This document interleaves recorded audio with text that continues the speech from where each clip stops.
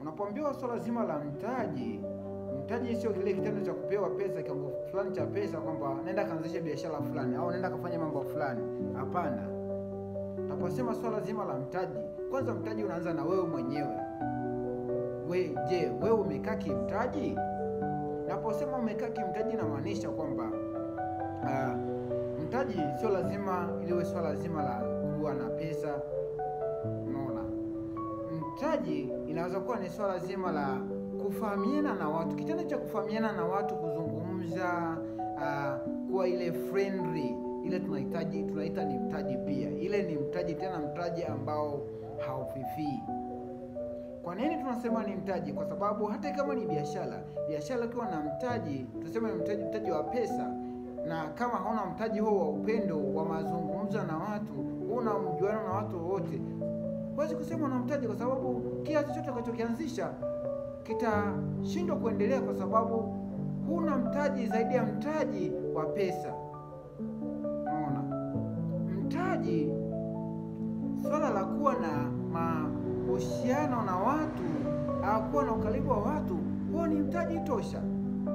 Kwa nini tunasema ni mtaji? Ni kwa sababu unapokuwa na watu, yale maneno utakuwa unafanya mazungumzo nao, unashauriana, yale ni mtaji tosha ambao yatakuongoza, yatakupa mwongozo kitu gani ufanye na watu gani wafanyie na kwa wakati gani.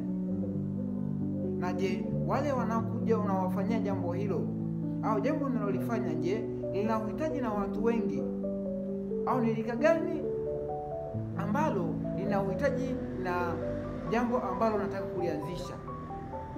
Mtaji wa kwanza ni kuwa na ukaribu na watu. Unaweza kuwa sio na pesa, lakini ukawa na ukaribu na mahusiano mazuri na jamii na kuzunguka.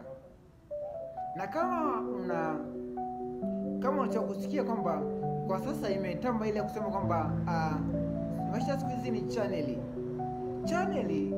Ndio maana nakwambia ni channel. Mtu anasema mimi sina channel. Hapana, tumaanisha hivyo. Channel ni ile kuwa na ukaribu, kuwa na mahusiano, kuwa na undugunization na watu wa kitu ambacho unataka kukifanya. Sasa wewe tuseme ukaribu wako ni una ukaribu na watu ambao wanajishughulisha na masuala zima la upasuaji mbao. Hasa wewe una wazo lako, unataka ufanye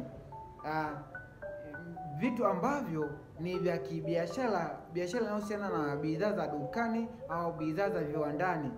Unaona, na ukaribu wako una ukaribu na watu ambao ni wachanaji mbao. Hasa hapo moja kwa moja umeshaingia kwenye swala zima la hasara, kwa sababu wale watu watakushauri kwenye mambo ambayo hawayafahamu, kwa sababu wao wana uzoefu na swala zima la upasuaji mbao na sio vitu vingine. Kwa tunaposema swala zima la mtaji, ili uweze kujiajiri lazima uwe na mtaji pia wa watu ambao wanakuzunguka, kuwa na ukaribu, kuwa na mahusiano mazuri. Mambo mengine ndio yatakuja.